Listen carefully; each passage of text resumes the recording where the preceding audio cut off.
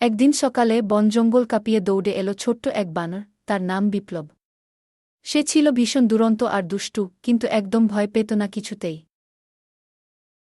বিপ্লবের প্রিয় ফল ছিল কলা।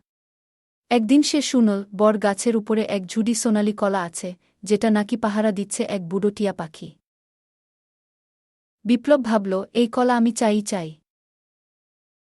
সে এক প্ল্যান করল। প্রথমে সে মুখে একটা কলা আঁকল কাঠির মাথায়, যেন সেটা আসল লাগে। তারপর সেটা উঁচু করে ধরে গাছের নিচে চুপচাপ দাঁড়াল। বুড়ো টিয়া দেখেই ভাবল, এইটা তো আমার কলা পড়ে গেছে। সে গাছ থেকে নিচে উড়ে এল দেখতে। ঠিক সেই মুহূর্তে বিপ্লব দৌড়ে গাছের উপর উঠে গেল, ঝপ করে সোনালি কলার ঝুড়ি তুলে নিল। কিন্তু হঠাৎ কলা ভর্তি ঝুড়ি ভারী হয়ে গেল, আর বিপ্লব পড়ে গেল একেবারে কলার উপরে।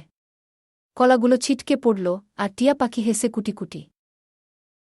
বিপ্লব বলল, এই অভিযান একটু মুশকিলে পড়লেও কলা খেতে দারুণ লাগছে। সব প্রাণী এসে একসঙ্গে কলা খেল, আর বিপ্লব শিখল, মজা করতে হলে সবাইকে নিয়ে করলেই ভালো লাগে। গল্পের শিক্ষা: দুষ্টুমি মজার, তবে ভাগ করে নিলে আনন্দ আরও বাড়ে। যদি গল্পটি ভালো লেগে থাকে তাহলে লাইক করুন, বন্ধুদের সাথে শেয়ার করুন এবং আমাদের চ্যানেলটি সাবস্ক্রাইব করতে ভুলবেন না।